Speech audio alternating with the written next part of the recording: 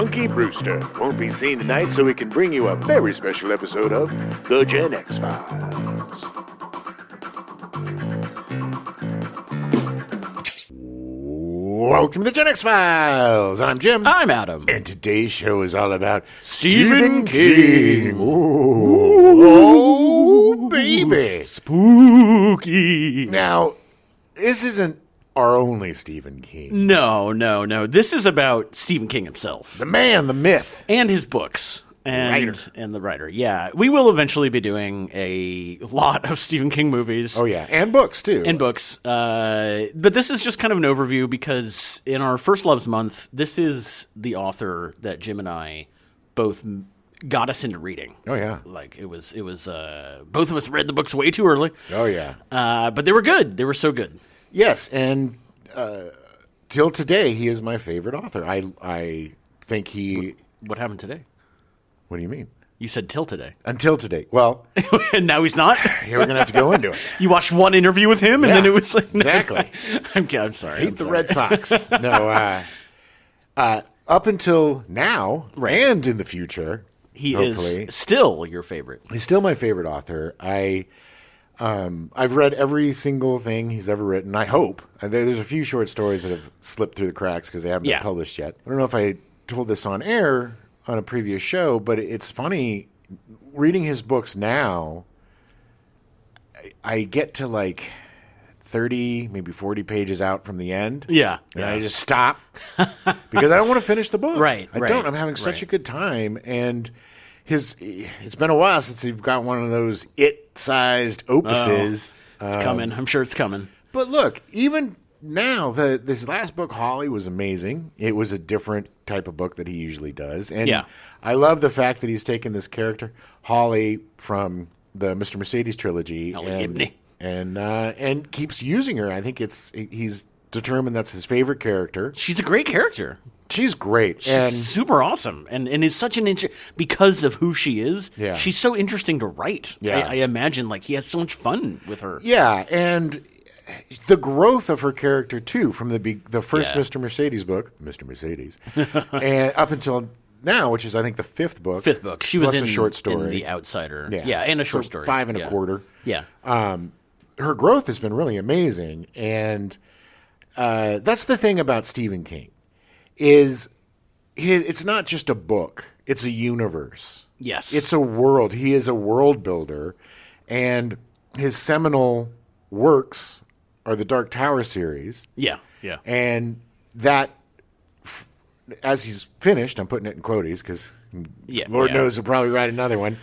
But since the completion of that, almost every book has some tie into that story and that universe. And it's funny because sometimes they'll say, "Oh, they went to see the movie Carrie," or there'll be these little Easter reference eggs. There are huge articles in flow charts and things talking about how these things are connected and whatever. But I think it was mostly subconscious until he had the accident, and then I think after that it was like, oh, okay, like I'm going to make all this happen. Well, there was an immediacy to his work then too, because I'm doing the A's and the B's. Yeah.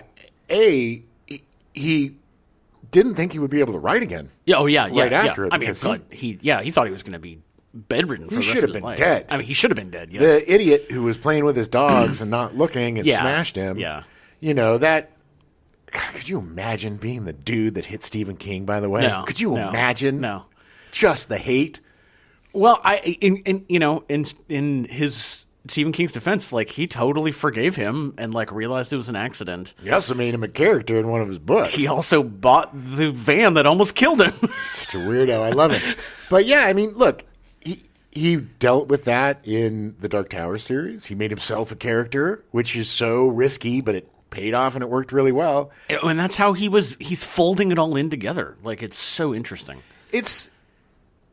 This is a man, more so than any other writer I can think of, who is so in love with writing and reading and books, it doesn't seem like a torture, which is crazy because of the subject matter of a lot of his books are so bleak, but it seems like a man who just loves what he does, and there's no stopping him. I mean, the man writes every single day except for Christmas. 4 hours every day, except for Christmas Day. Yeah. He writes 4 hours every day. And he's cheating and writing on Christmas. Granted, okay, no, he is. He gets up before anybody else, and he's writing for a couple hours. But his writing is not... He looks at it as writing is not just literally sitting down and writing. Right. Like, he's also rewriting. He's also reading, because reading to him is writing as well. Well, he also loves reading. And he is... Yes. He's voracious. There is no other popular author that I know of that is such a champion of other people's books. Yes. Yeah. And makes a real conscious effort to promote, whether it's books or TV or movies that he really enjoys, just out of fandom. Yeah. Yeah.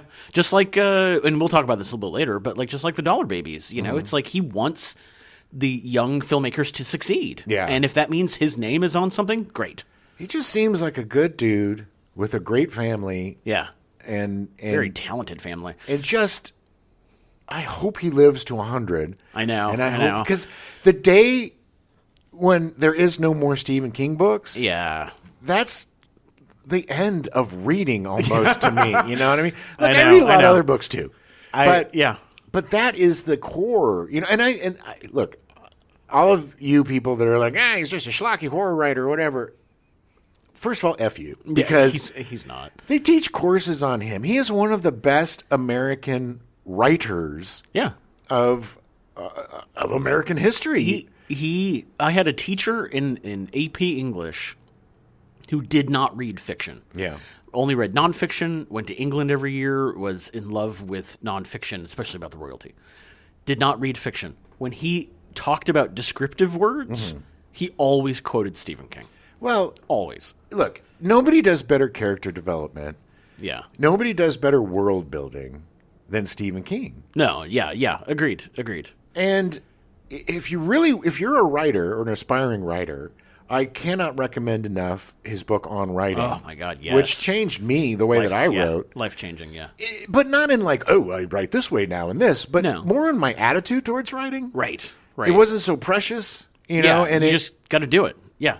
There's just a way about him that makes it seem so simple, but the truth is he's one of the most complex and gifted writers of the last couple of centuries, I think. Yeah. I mean, I put him up there with, it's a different kind of writing, but I put him up there with Twain, or I put him up there, you know, as a storyteller. Well, Twain, I feel like him and Twain I think Twain would love Stephen King. Oh, yeah. I mean, like, he was writing the kind of King stuff back in the day, and people were also had issues with it. Yes. But he's just so good at what he does. And has just gotten better and better and better, too. It's so amazing to see someone find what they love and do it so well, and do it a lot. And really, out of all of his novels, there's really only one that that I did not really like. And I kind of want to read it again to see if I would like it again. Because I have one novel as well that I could not get through it. I could not get through it. And I don't know. It's a weird book. It's ironic that insomnia put me to sleep while I was reading it. Yeah, it was weird. But that's the only one. And I kind of want to reread it because I'm curious to why I didn't like it. And but I mean, that's a pretty damn good run for somebody with 70 books. I mean, there's always going to be something that's not really in your wheelhouse. Maybe Insomnia is somebody's favorite book. Who knows? Probably. I mean, yeah. All right, well, let's get into it. Yeah, let's do it. All right, take yourself back to 1974. Ooh. January 23rd, a fire kills 23 teenaged boys at the Heilig Heart College Sacred Heart School, a boarding school in Heusden, Belgium. Oh, my God. That's terrible. It sounds like something out of a Stephen King novel. Yeah, but good God, 23 kids. It's a lot. Not a lot of regulations back Apparently then. nobody got up and left. Or maybe they all did, except for the 23. Or who knows? I mean, you know, the building could have just been a tinderbox that went up in flames. Fires go way faster than people realize. Really? Yeah. Especially when you're a fire starter. Ooh, hey, Stephen King name check. February 1st, a fire kills 177 people and injures 293 others in the 23-story Jolma building in Sao Paulo, Brazil. After another 11 later died of their injuries. The blaze began on the 12th floor of the building, apparently from a short circuit in a faulty air conditioner. Good Lord. Yeah, I can't. That's worse than just being somewhere with a fire is being 12 stories up and realizing you can't get down. Oh, yeah. That's when you start jumping. Yeah, that's when it's like, I just hope my legs just break, and that's it. March 23rd, 8 people were killed and 6 critically injured in a fire that began after a man threw a gasoline can and lighted fuse into a crowded bar in Allentown, Pennsylvania. Ernest James Burton Jr. walked to a police station and turned himself in 23 minutes after starting the fire. Burton had attacked the Caboose bar after being ejected earlier in the day. I showed them. Yeah. I see a pattern here. Yeah, April 5th, Stephen King's first novel, Carrie, is published. Yeah, there's a fire. There's a very large fire at the end of the novel. So far in his career, King has released 69 novels, 11 short story collections, with one more scheduled for 2024. Yeah. Which includes over 200 short stories. In the one coming out? No, yes. No, all of them. All 11. I was going to say, that's a pretty big collection. No, 5 nonfiction books and 21 screenplays. Yeah. Which I did not realize he had written 21 screenplays. Yeah. That blows my mind. He sold upwards of 400 million copies of his works, and those numbers I could find were literally 15 years old, so I'm sure it's much higher than that now. Sure. 51 movies have been adapted from his work, garnering over $1.7 billion in the box office.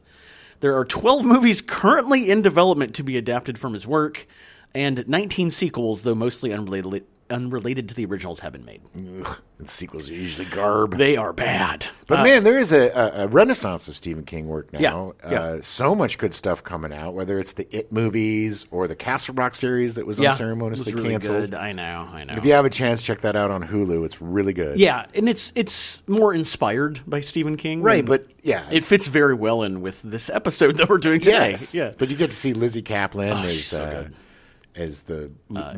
Annie Wilkes from Misery, and she does a great job.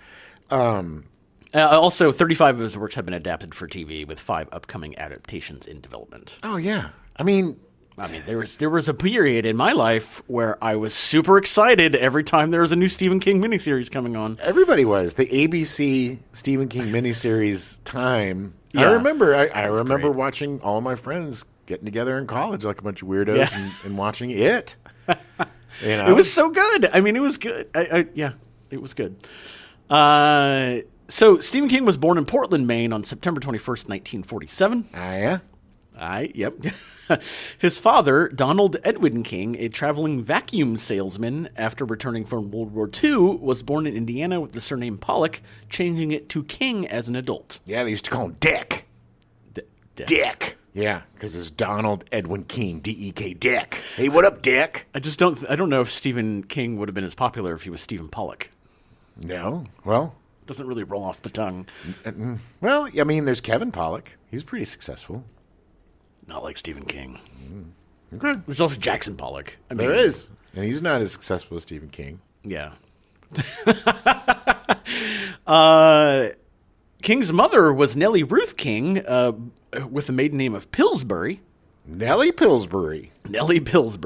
His parents were married in Scarborough, Maine on July 23rd, 1939. They lived with Donald's family in Chicago before moving to Croton-on-Hudson, New York. Okay. Yeah, it's a great name for a place. It really is. King's parents returned to Maine towards the end of World War II, living in a modest house in Scarborough. King is of Scots-Irish descent. Okay. Makes sense. I mean, big drinker. Sense. Yeah. At the age of 4, King apparently witnessed one of his friends being struck and killed by a train, though he has no memory of the event. Yeah, that just seems... and the funny thing is, everybody's like, well, you had that trauma. This probably what caused you to be such a... Yeah, I know. His family told him that after leaving home to play with the boy, King returned speechless and seemingly in shock. Yeah, you think? Only later did the family learn of the friend's death. Years later, my mother told me they had to pick up the pieces in a wicker basket. Eesh. Good Lord. Way to go, Mom. Mom told me that when I was 8. Yeah, it was literally 2 days later. Good Lord. People have Good Lord, though, by the way. That is just horrific. Yeah. One of the very first, awful clips I ever saw on the internet was a woman getting hit by a train. I was in college, and so this was in, 96. Yeah. And it was after that, I was like, no, I don't need to watch any of this gore anymore. Never. I haven't watched any of the beheadings, any of that stuff. I just can't. I don't want to see horrifying. Human misery. It's literally just yesterday, the E-line train down by USC, where I had just been a few days prior, someone got hit by an E-line train. Oh, God. Yeah, I'm guessing at that they probably weren't hurt as bad because they don't go as fast. But, man, trains are big and weighty. Yeah, but if you're just a little boy, I mean... Yeah, anybody. The kid must have just disappeared. Oh, yeah. It's just what nasty. do you do as a little kid? You have no concept of that stuff. No, yeah. And then you're not in a time period either. Like, I went through some trauma as a kid too, and there were no child psychologists. No, yeah. What do you like? Well, he's probably going to have some trauma. We're probably going to want to, just walk it off. I mean, especially like 1951. Like, what do you do? What are you crying about? I'll give you something to cry about. Let's go put him in the special school for a while. My friend got hit by a train. Whatever. So buy war bonds. People have suggested that this is where King has gotten his dark ideas from, but King disagrees, saying, I've been queried a lot about where I get my ideas or how I got interested in this stuff. And at some point, a lot of interviewers just turn into Dr. Freud and put me on the couch and say, what was your childhood like? And I say various things, and I confabulate a little bit and kind of dance around the question as best as I can. But bottom line, my childhood was pretty ordinary, except for a very early age. I wanted to be scared. I just did. I love the fact that Stephen King is someone that uses confabulate in a sentence. Oh, yeah. He loves words. Oh, he does. Oh, my God, he loves words. But that makes sense, too. It's like everybody's looking for some watershed moment or some origin story, and even, as somebody who went through something very traumatic, it going through something traumatic doesn't necessarily change you as a human being, but it does inform a lot of who you are going forward, especially if you haven't dealt with it. Right. I also think that it's pretty obvious that King understands marketing. Yeah. And that he's like, yeah, you want to think of this? I'm not going to necessarily say no. Sure. But it's like, he has a persona, he has a mystique, and he's just going with it. I want to know what his relationship with his dad was like. Well, his dad left the family when he was 2. Well, so there's where you get your origin story. Exactly. It's not some crazy traumatic event. Which that is a crazy traumatic event. It wasn't somebody getting hit by a train. It was just a father leaving. It's what you're lacking, and maybe it's better to have somebody gone rather than somebody abusive, but either way there's always something missing in your life. If you lose a parent at an early age, or there's a parent that leaves, there's always that question in the back of your mind of what if, and that what if is the worst thing of all of it, because especially if things go south or sour, then it's just, what the F? Why is this happening? So who knows? Yeah. His mother raised him and his older brother, David, by herself, sometimes under great financial strain. Yeah. They moved from Scarborough and depended on relatives in Chicago, Illinois, Croton-on-Hudson, West Des Peres, Wisconsin, Fort Wayne, Indiana, Malden, Massachusetts, and Stratford, Connecticut. Yeah, all that moving around, too, is not good. That is not new. For a young kid, no. Especially a shy guy, a reader like him. Yeah, bookworm, making friends. When his King was 11, his family moved to Durham, Maine, where his mother cared for her parents until their deaths. Ugh. That means they did all that moving in 7 or 8 years. Yeah, that's a lot. It's crazy. It's a lot. After that, she became a caregiver in a local residential facility for the mentally challenged. Yeah, I bet he spent some time there, because there's a lot of books and stories that take place. Yes. In places like that at that time, too, like 50s. Right. He started writing when he was 6 or 7, copying panels out of comic books and making up his own stories. Cool. He also loved movies. He would often go to the theater, watch a movie, then run home and write the quote-unquote novelization of the film he just saw. He was a lonely kid. He was. This is what this tells me, is he was a lonely kid who found solace and escape in reading and movies. Yeah. He was very drawn to Roger Corman movies. Yeah, because those were fun. They were fun back then. Oh, yeah. Back in the 50s and 60s. They were, just the big crazy creature features. Yeah, yeah. They were fun. They were entertaining. For a 10-year-old, 11-year-old, I mean, that's going to be the best thing ever. Yeah, and this was also, I think, the time when they had, the gimmicks in the theaters, like the shock seats. And the earthquake and all that stuff. Yeah. Smell-o-vision and all that. Right. Yeah.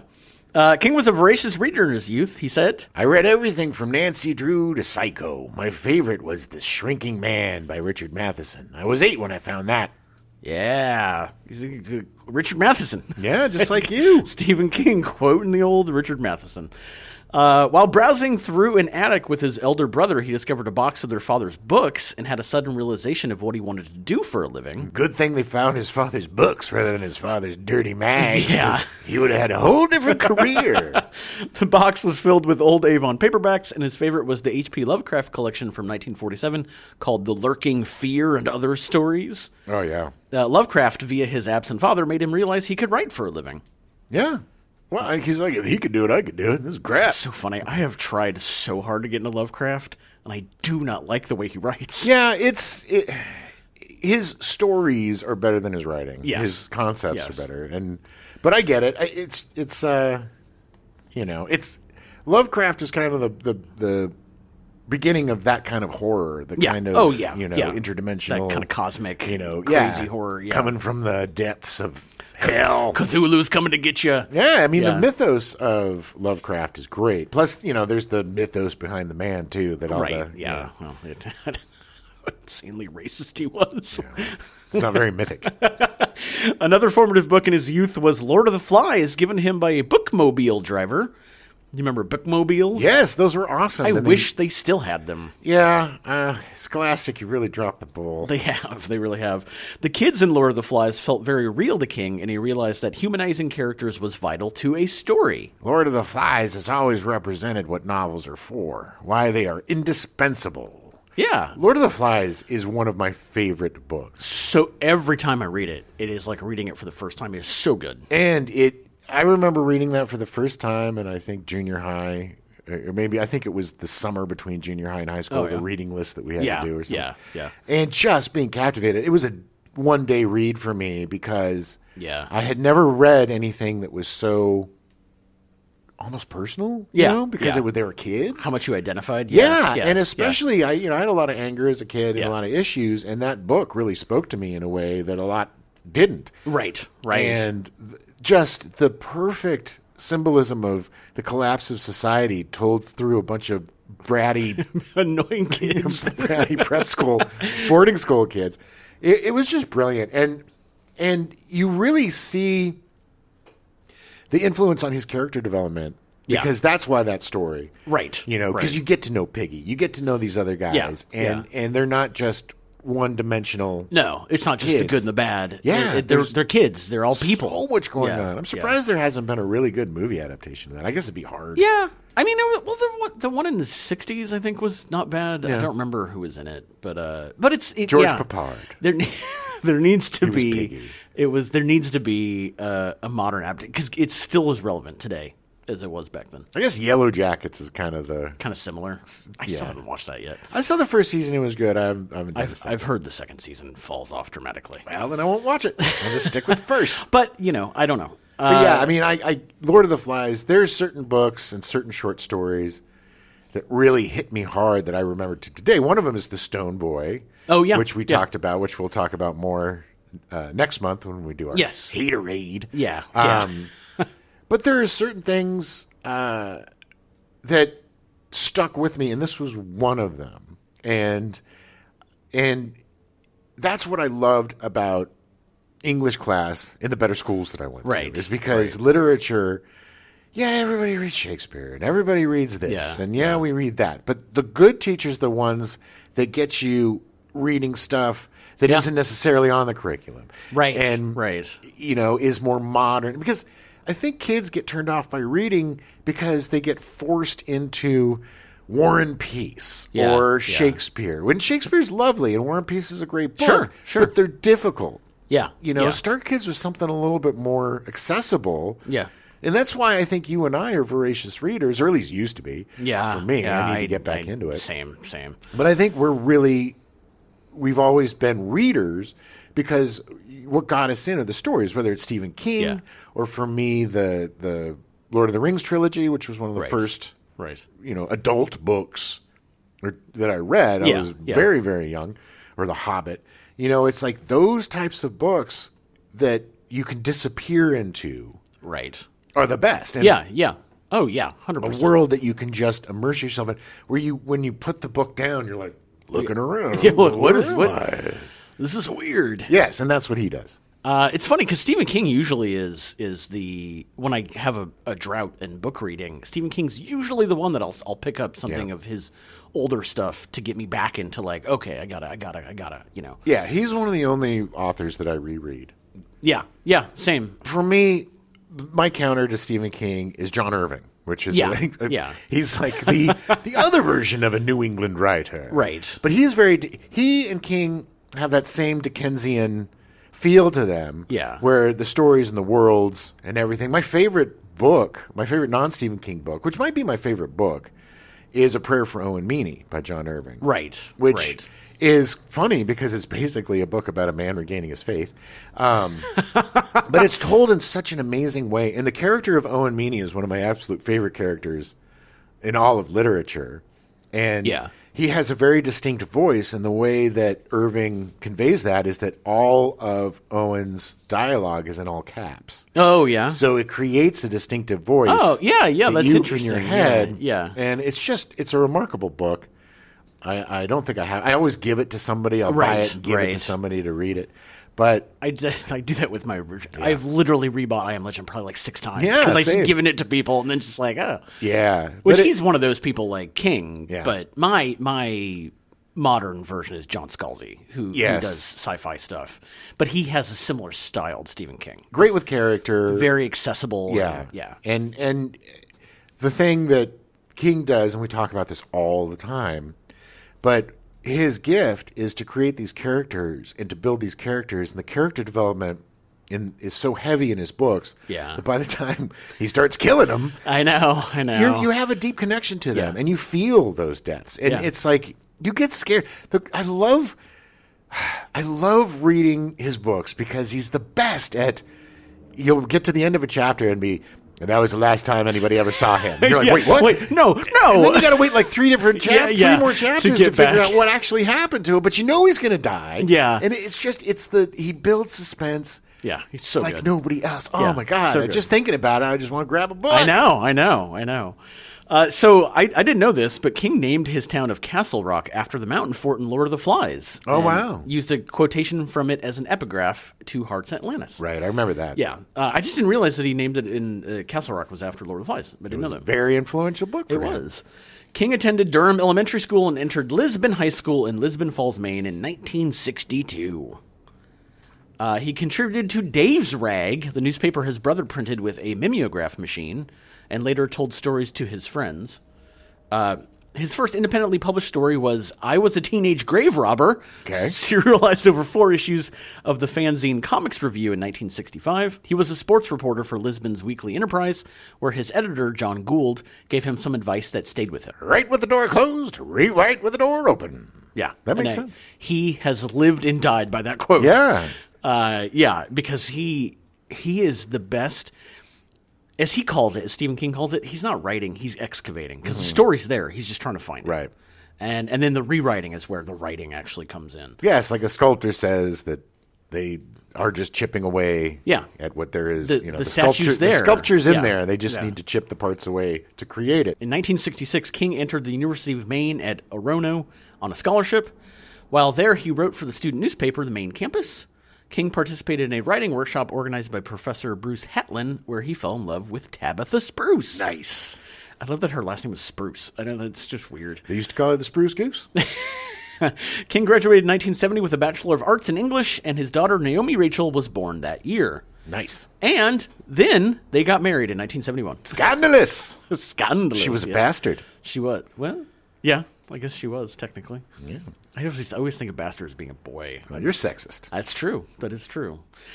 King sold his first professional short story, The Glass Floor, to Startling Mystery Stories in 1967. I miss the fact that there are so many great magazines back then. I know. There are so many cool magazines that some of the greatest writers had their start in with short stories. Yeah. A lot of them were adult magazines. But there were all these really cool sci-fi and monster mags and so many really cool things for readers back then. Yeah, it was really awesome. It took 2 years of submissions to the magazine before they accepted The Glass Floor. He was paid $35. Back then, that was about $350,000. It has since been published in 2 other magazines and in 2020 for a collection of stories for one of the magazines. Nice. It's never technically been released in a collection of short stories.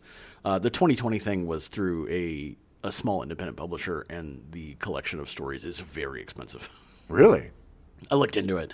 And, well, especially now, because they only printed so many. But, yeah. And probably one good short story in it, too. Well... After graduating from the University of Maine, King earned a certificate to teach high school, but unable to find a teaching post immediately, he supplemented his day work by selling short stories to magazines like Cavalier. Yeah, there we go. Cavalier was a men's magazine that was similar to Playboy. Similar, but not as classy. No, God, no. Many of these early stories were republished in Night Shift in 1978, which is a great collection of short stories. Yeah, that's got, doesn't Night Shift have Children of the Corn?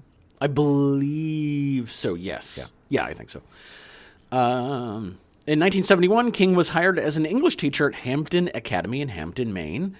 He continued to contribute short stories to magazines and worked on ideas for novels. I wonder if he was a good teacher. Because he's kind of a goony bird. He's kind of an odd duck. Yeah, but he seems like he's very supportive. I think he would be supportive. Yeah. Like he would be that teacher that probably affected some kids' lives. I'd be curious to hear from some of his students. I'll do some research because I'm sure there's probably stories and articles about people that were taught by him. Sure. But I'll have to find some. We'll talk about it on the Stepdad Show. Nice. From 1966 to 1970, he wrote a draft of his dystopian novel, The Long Walk, and the anti-war novel, Sword in the Darkness. What? Yeah. The Long Walk would be published under a pseudonym much later, and Sword in the Darkness was never published. Really? God knows, he probably has like 30 or 40 books that he's almost completed and just been like, nah. Carrie started as a short story intended for Cavalier, but King tossed the first 3 pages in the trash. His wife Tabitha recovered them and said she wanted to know what happened next. Nice. He followed her advice and expanded it into a full novel. When Carrie was chosen for publication in 1973, King's phone was out of service. God, poor bastard. Yeah. They were poor. They were very poor. Doubleday editor William Thompson sent King a telegram which read, "Stop. Carrie, officially a Doubleday book. Stop. $2,500 advance against royalties. Stop. Congrats, kid. Stop. The future lies ahead, Bill. Stop. The future lies ahead. Stop. Bill." There you Stop. go. There you go. Full stop. Full stop. Carrie was published on April 5th, 1974, with a print run of 30,000 copies, and a paperback edition was published by New American Library in April of 1975. Ooh. Almost a year later, which it seems to be an ongoing thing, and it's annoying. Because I so prefer, I love hardbacks. They look good on the shelf. Yeah. I so prefer paperbacks. Oh, for every book other than Stephen King books, but I've been collecting his hardbacks. But that makes sense. But I'm more likely to reread the paperbacks over and over and over. See, I don't know. I like the heft of a hardback. I don't know. I think it's just because that's what I started with him was with hardbacks. No, same. It's harder for me to take it with me to the toilet. So there you go. It's too heavy on my legs. All right. Yeah. Well, little window into Adam's struggles. The hardback initially sold less than 13,000 copies. Crazy. Well, nobody knew who he was. No, he was new. It was brand new. The New York Times review of Carrie noted that King does more than tell a story. He's a school teacher himself, and he gets into Carrie's mind as well as into the minds of her classmates. He also knows a thing or two about symbolism, blood symbolism especially. Blood symbolism. Yeah.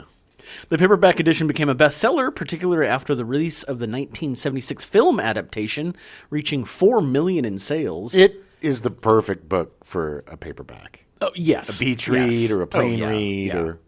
King knew he had made it when he received a check for $400,000 for the film rights to Carrie. You think? Yeah, that was the moment. He talks about it in On Writing. Yeah. Where he's just like, the phone rang, and suddenly it was like, I don't have to work anymore. I can just write. Yeah. And that was it. He was off to the races. Day. Yeah. We're still waiting for that day. 3 film adaptations have been released, with one getting a sequel, and a musical adaptation was released in 1988. A musical film? No, musical... theater. Theater, play. Okay. Musical theater. The musical was adapted to an episode of Riverdale on the CW. That's awesome. Can we go back for 1 second, and can I just say that not everything needs to be a musical? No. People, not everything. I agree. I mean, my God. In fact, I'm going to say most things shouldn't be a musical. What is with everything having to be... I don't know. Look, no offense, but The Color Purple, a musical? Yeah. I mean, that is a very powerful book and movie. I know. And it just seems... I haven't seen it. Waitress, right. The musical? Well, that to me makes more sense because that's like a whimsical, almost fairy tale story, and it kind of lends itself to that. It's less offensive than Lord of the Flies, the musical. I mean, it's just everything. Schindler's List, the musical. I mean, when are we going to see that? Well, I'm going to go ahead and say that Spielberg's not going to let that happen. I hope not. But I agree. There's too many things that have been made into musicals that should not be. Exactly. And then here's the thing. You make a movie, then the movie gets turned into a musical, and then they make a movie of the musical, and it's just like it's a cycle. Ouroboros over and over, eating itself. Eat. A new television miniseries is rumored to be in development at FX, but no movement has been made for a few years. Yeah. I don't know if it needs to be a series. Look, I think the De Palma movie is pretty good. Let's separate the gratuitous opening of that film, which is, as a 13-year-old boy, I was very appreciative of it. But looking at it as an adult, it's just like, come on, De Palma. Yeah. But after that, it's pretty smoking. Pretty great. It's great. And he did a really good adaptation. And part of that, too, is such a great cast with Sissy Spacek and John Travolta and Amy Irving. And William Catt. The mom. Who plays the mom? Oh, they're all laughing at you. Yeah, she's amazing. I can't think of her name. But yeah, I know that the sequels, the remakes, there were two remakes within 6 years of each other. Yeah. And they just weren't good. Chloe Grace Moretz. Yeah. And it was fine. It was better than the one before that, but well, the one thing I will say about the one before that is that they kind of took, because the book is very different. It's basically a lot of letters. It's an epistolary. Exactly. Yeah. Thank you. Much like Dracula. Mm-hmm. Yeah. So it's not, your typical narrative experience. No. It's almost like a found footage book. Right. Yeah. So they did take a little bit more of an approach. Yeah. A strict adaptive approach, but it just it just didn't really work. They brought back Amy. They had Amy Irving playing right adult part. Yeah. But the book is phenomenal. I believe I have a first edition copy that I got from a Goodwill. I need to look again, but it definitely has the cover of the original hardback. Yeah. But I don't know. It might be like a second or third printing. Between the two of us, we have most of them. Yeah. King was teaching Dracula to high school students and wondered what would happen if old world vampires came to a small New England town. I wonder what would happen. Ding, ding, ding, light bulb. That was the germ of Salem's Lot, which King called Peyton Place meets Dracula. In 2 interviews in the 1980s, King called it his favorite of his novels. Now, that was the first one that I read, I believe. Oh, really? And way too young. Yeah. And it scared the ass out of me. So good. I up until then didn't realize that you could get scared from books. Yeah. Oh yeah. How frightening! Your imagination's much scarier than anything else. And this lasted. I remember reading Misery as a young man and finishing that book and thinking that Annie Wilkes was going to pop up behind the chair. I was freaked. I mean, she's going to kill you. He's so good at getting in your brain. Yeah. But I was way too young for Salem's Lot. Oh, no, totally. I mean, I the first one that I read was It, and I was way too young. Oh, yeah. That. I think it was only like a year or two after it came out, because I have a series of aunts and uncles that were much younger than a lot of them. My mom's side, they have a lot of siblings, but they were maybe 12 years older than me. So I started reading it at my grandma's house, and oh man. Yeah, my sister is older, and I think I stole her Stephen King books, and that's how I got it. Yeah. Because anything she would do, I would want to do. Yeah, whether of course. She's listening to Pink Floyd The Wall, so I want Pink Floyd The Wall. Right. I'm like, you're too young for Pink Floyd The Wall. Yeah. I don't know why I always make my mom sound like that. It's not what she sounds like. She does not sound like that. But I would steal her Stephen King books because she loved him too, and I think she still does to this day. But it's funny. I mean, she's the one that got me into so much of this stuff early because I just wanted to be as cool as she. Never happened. Do you know what he calls his favorite novel now? Oh, no.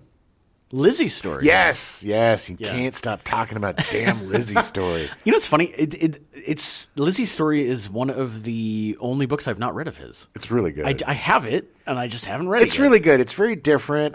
It's very personal. Yeah. There's a supernatural element to it, but it's a much more relationship, right, marriage story. with these fantastical elements to it. Wasn't there an adaptation of it the last couple of years? Yeah, on Apple TV, which I completely forgot. And I need to watch. Forgot you should watch. Yeah. Yeah, I think Clive Owen starred in that. And wasn't it Juliette Moore? Yeah, or I think Julianne so. Moore? Julianne Moore, Clive Owen. I think. Julianne Moore. Yeah. It's one of those that's on my list. Granted, I haven't read his last 5 books either because I'm way behind. You're missing out. I know. I'm getting there. Salem's Lot was released in 1975. The town is revisited in the short stories Jerusalem's Lot and One for the Road, both collected in Night Shift. Ooh, and don't forget all of the characters and illusions in the Dark Tower. Yeah. I mean, there's too many to list. Well, because the preacher, father, Callahan. He makes he's huge a big appearance. Character, Yeah. It's so cool to see him come back. There's nothing like forced or ham-fisted about this stuff with him. Right. It's very organic, and it's there's part of you as a fanboy that's like, oh, it's Callahan in the thing. And then after you get over that initial giddiness and you start reading it, and you're like, damn, it really makes sense. And he's a huge part of the story. And what he did in the other story lends itself to why he's such a huge part of the story. Right. It's just I'm really excited to reread his whole... Yeah. Take the next 5-10 years. Or everything? You mean everything? Everything. Okay. Everything. I tried doing that during the lockdown, and I got to The Shining, and then for some reason I just stopped reading. Wow, you got 3 in. Yeah. 3 in to 69. I know. Yeah. Well, at the time it was 60. Sure. Because he releases books so often. But I think I think I have to do it. You should. You totally. I mean, I need to get back to it. I definitely do. It'll keep me going until the short story book comes out later this year. Yeah, that's true. It was adapted. Salem's Lot was adapted into a 2-part miniseries in 1979 by Tobe Hooper. Yeah, with David Soul from Starsky and Hutch, which I actually have a copy of now. Oh, nice! So if you want to watch it at some point, a television miniseries in 2004 by Danish director Michael Salomon, which I don't think I saw. That one, I believe, starred Rob Lowe. I think you're right, actually. Now that you say that, that sounds more familiar. He was playing Callahan. No, not Callahan. The main character. The writer, yeah. And a new feature film has been shot, but is yet to be released. They're not going to release it in the theaters. It's a Max. Oh, it's going to be a Max thing, which means it'll probably be shelved, and we'll never see it. Put because away. Zaslav needs a tax write-off. Zazzy. So around that time, King's mother died from uterine cancer. After his mother's death, King and his family moved to Boulder, Colorado. Oh. He paid a visit to the Stanley Hotel in Estes Park, which provided the basis for The Shining, about an alcoholic writer and his family taking care of a hotel for the winter. Interesting. He was probably having a drink while he was doing it. Probably. The Shining was released in 1977. Shortly after publication, The Shining made its way to Stanley Kubrick, who was desperately looking for a new film to make. I'm desperately looking for a new film to make. Yeah, he's Stanley Kubrick. He's an amazing, talented person. He was a weirdo. I love Stanley Kubrick, but I don't think I would want to work with him. Never, ever, ever. His assistant, Stanley Kubrick's assistant, said that he had a stack of novels on his desk, and every few minutes she would hear a smack as he threw a novel against the wall. Yeah, that's adult. Yeah, welcome to Stanley Kubrick. Sometime later, she realized she hadn't heard a smack in a while, so she went to check on him, and he was reading The Shining. Nice. King found this really interesting, as he has gone on record claiming that the first 50 pages of The Shining was some of his most boring character work he's ever written. Well, that goes to show you Stanley Kubrick. King would go on to write a screenplay for The Shining with the intention of Kubrick to use it for the film, but Kubrick wasn't a fan of King's work. Okay, this is the stuff that drives me nuts. Like with The Witcher, the writing team hating the source material. I know. Why then? Why? It's even worse. He refused to read the screenplay. He just totally... That is a dick move, Kubrick. Dick. Subsequently, surprise, surprise, King hated the Kubrick version, which was released in 1980. Well, I get it. Look, I love bad business from the beginning. The movie's brilliant, but it's not The Shining. No. There's so much of The Shining. He basically excised 90% of the supernatural parts. Yeah. The whole boiler subplot, which is so important to the story. Yeah. You know, I mean, that's what literally makes me, when I first read it, because I'd seen the movie and I really liked the movie and I knew King hated it. Yeah. And I was like, well, am I really going to like The Shining? Yeah. And then it was one of those, I literally read in like a day and a half. Yeah. Like I couldn't put it down. It's great. The guy, Scatman Crothers plays, I forget his name. Oh, man. It's not Doc, because that's what they call the kid. Doc, yeah, because he calls him Doc. You got to shine.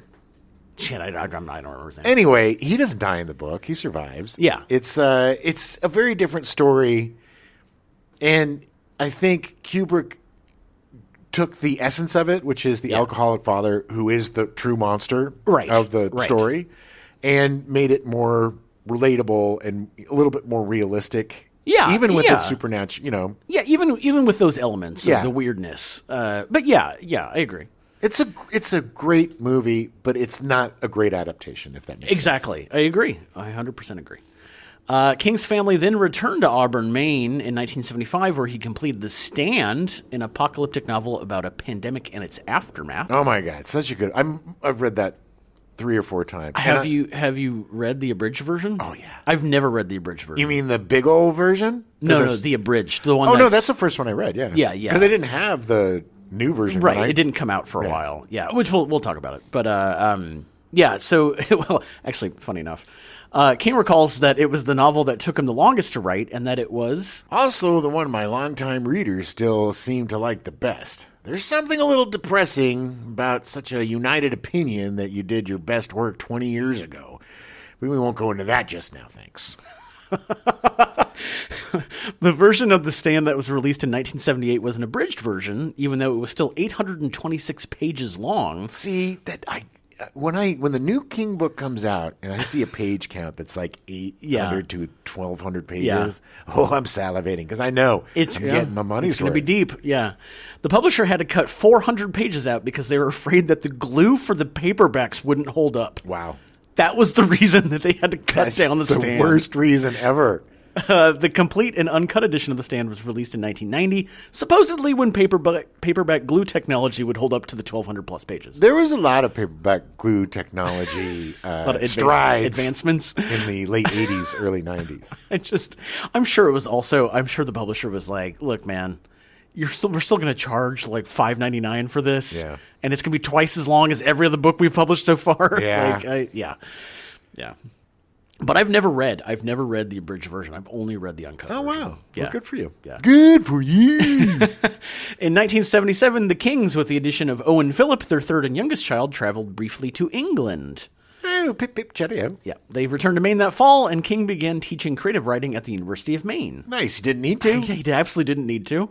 The courses he taught on horror provide the basis for his first nonfiction book, Dance Macabre. Have you read that? I have. It's really good. It's very good. I remember when I got it, I was super disappointed. Because it's not an actual novel. It wasn't an actual novel, but then when I started reading it, I really enjoyed it. Yeah, it's really good. He's very intelligent man. In addition to releasing The Shining in 1977, King started releasing novels under the pseudonym Richard Bachman. Oh, yeah. King felt the need to use a pseudonym because he was writing faster than the average writer. God, the guy... His output is insane. Absolutely insane. The only person I think that has matched his output is like Danielle Steele. And she releases like 3 books a year. But like there's a few writers that have written more than he has. But I still think he's up there with page count. Yeah, and a lot of the ones that write multiple books, it's the same character in a series. Yeah, like it's Child and you're just pumping them out, you know what I mean? Exactly. Yeah. The publishing industry was under the impression that publishing more than one novel a year would turn off readers. Stupid. So stupid. I know. I would have bought 10 books a year. I would have loved to have the Stephen King of the Month. Exactly. Release 12 a year. He would release 5 short novels, all paperbacks, as Richard Bachman. Rage in 1977, about a deranged kid that brings a gun to school and holds his class hostage. Yeah, a very prescient story about school shootings. Yeah, in 1977. That read that book. It's really if good. you can find it. Yeah. They don't. I'll loan it to you. I have it. I know. I got the Bachman books. My Bachman books is my most read book I have in my entire library. Nice. I read it like once a year. It's so good. Awesome. The Long Walk was released in 1979 about a foot race of 100 kids who try to outlast each other. They've been trying to make that movie forever. Darabont, he's been trying for like 20 years. What's a toughie? It's hard. It is hard. Road Work in 1981 about a man who doesn't want the city to take his house to put in a new highway. That's the one I remember the least. He is crazy. Well, he goes crazy, but he ends up blowing up the house with himself inside of it. Nice. But yeah, it was. All of these were much more like blue-collar, down-to-earth, like not supernatural, but like just like the horror of modern reality. Yeah, exactly. They were more a mirror on society rather than your typical horror books, which made sense that he put it under a pseudonym because it was a different kind of writing for him. It was. The Running Man was released in 1982 about a dystopian future and participating in a game show where no one wins. Oh, I'm a running man. Also includes a plane crashing into a giant... I'm surprised it still gets printed. But at the end is him flying the plane into the giant tower, the TV tower, like the building. Yeah. In Thinner, in 1984, about a man who is cursed by a gypsy to lose weight until he no longer exists. That's a good one, too. Of the 5, Thinner is probably my least favorite. I really... Thinner to me is... Even though it's like a gypsy curse or whatever, there is like there's like a realism to Thinner about the psychological aspect of this guy who's fat, who's finally getting skinny. He's like, oh my God, this is great. And how it changes and the burden of somebody's wish. That's what I really love about it. Right. Is that be careful what you wish for. Yeah. And then when he gets down to like skeletal, it's just so creepy. Yeah, I need to read it again. It's been a long time. It's a shame too that John Candy wasn't able to do the movie. Yeah. The movie was not very good. That's probably part of the reason why I look on it lesser. Because the movie was not very good. It wasn't horrible, but it wasn't great. Yeah. He had one of Hal Hartley's, one of the guys that Hal Hartley always uses as an actor was the guy that started it. Yeah. King did not include an author photo or make public appearances as Bachman due to a convenient disfiguring accident that Bachman suffered. What was the accident? Did he ever say? His face went into a thresher. Really? No, I don't know what it was. Fans eventually figured it out. A bookstore clerk thought that Thinner sounded too much like Stephen King and found that Rage was registered in copyright to Stephen King. Out of all of them, the Bachman books, I think Thinner does have the most. It's the most telling. Yeah, agreed. I think the other ones are different enough and different style enough. That the bookstore clerk called King's agent, and King finally came clean. In King's mind, as soon as fans figured out Bachman was him, Bachman died. Of course. Yeah, he was done. King would eventually, quote-unquote, discover a couple of manuscripts that Bachman wrote and never published. The Regulators in 1996, a companion book to Desperation, which bore King's name. That was a fun double do. They were super weird. Both of them were super weird. I really liked them, so violent. Yeah, and then they did a movie adaptation with Ron Perlman playing the sheriff. But also related to Hearts Atlantis and related to the weird guys in the van and like... Oh, yeah. The Lowman. The Lowman. There you go. It's very Dark Tower. Very Dark Tower. And Blaze, which was released in 1997. The Blaze manuscript was actually held at the University of Maine since 1973 before King rewrote before publication. Wow. It was just sitting. You could literally go check it out from the University of Maine. Crazy. Yeah. King also had other pseudonyms. The short story The Fifth Quarter was published under the pseudonym John Swithin, the name of a character in Carrie, by Cavalier in April of 1972. Huh. The story was reprinted in King's collection Nightmares and Dreamscapes in 1993 under his own name. In the introduction to Blaze, King claims that Bachman was the one using the Swithin pseudonym. Yeah, he's just making it even more complicated. Why not? Yeah. Charlie the Choo-Choo from the World of the Dark Tower was published in 2016 under the pseudonym Beryl Evans and illustrated by Ned Dameron. Beryl Evans is the one who writes the book in the book. Yeah. The Dark Tower series. It is adapted from a fictional book central to the plot of King's The Dark Tower 3, The Wastelands. Have you seen Charlie the Choo-Choo? No. Neither have I think my brother actually, I believe, owns a copy of it. Oh, wow. In 1977, King had the first installment of a 5-part story published in Cavalier called The Dark Tower, The Gunslinger. Yeah, baby. Night Shift, his first... We'll come back to The Dark Tower. The Night Shift, his first collection of short stories, was released in 1978. Great. 6 feature films were made from the short stories. Children of the Corn in 1984 from Hal Roach Studios, directed by Fitz Kirsch. Not great, but the best of the bunch of the adaptations of Children of the Corn. And definitely Linda Hamilton was amazing. She was awesome. Well, amazing is a... She was amazing. Okay. Whoa. Cat's Eye in 1985, an anthology film directed by Louis Teague, who directed Cujo, featuring adaptations of Quitters, Inc. and The Ledge. Very good. Also had Drew Barrymore in it. Yeah. As the through line. And then the final story was the little... It was a little troll. It was a little troll. Yeah. It was that little troll. It was so creepy, too. Yeah. That was a good movie. It was. It's much better than people remember. Quitters Inc. is great Quitters Inc. with James Woods as the quitter. Yeah. That's right. So good. Guy trying to quit. Mm-hmm. It was so good. And The Ledge is such a great one too because it's like a bet. It's like you gotta walk around the ledge. Maximum Overdrive, based on Trucks, was released in 1986, which is actually directed by Stephen King. Yeah, and let's say directed by Cocaine. Stephen King. It was the only movie that Stephen King ever directed. He actually wanted Bruce Springsteen to play the lead. Hey, those trucks are coming alive. We better sing about it. Oh my. Ugh. I cannot stand Bruce Springsteen. I know I'm in the minority there. I know, I'm not a fan. But he loves Bruce Springsteen. But he's of that time, too. He is, and he's a musician, so like it makes sense. It is not a good movie, but I love Maximum Overdrive. Love Maximum Overdrive. Are you kidding? Pleasure. It is so bad. Emilio Estevez. It's everything's coming alive, and then someone gets choked to death by their headphone cords. Yeah. Sure. Oh, yeah. Graveyard Shift in 1990, directed by Ralph S. Singleton. A very forgettable film. Yeah, not very good. The Mangler in 1995, directed by Tobe Hooper. I don't remember that. It was about a machine that ate people. Right. Like it was okay. It wasn't very good. The Boogeyman, which came out in 2023. Graveyard Shift was the one about the rats. Yes. Okay, the now guy's working. The guy's working at night in the rats. Yeah. The Boogeyman came out in 2023, which I believe you watched. Oh, it was really good. I haven't seen it yet. It was a different adaptation, but I really enjoyed it, and I thought the cast was incredible. The little girl who played Leia in in Obi-Wan. Mm-hmm. Yeah. Oh, nice. The Lawnmower Man was a feature that was released in 1982, but only took the title from the short story, not the plot. Ugh. The short story was about a guy who literally eats grass like a goat. Yeah. And the movie was about a weird dude who gets smart from AI. It was about a developmentally disabled lawnmower man who mowed lawns. Yeah. And Pierce Brosnan is a scientist. A scientist using AI.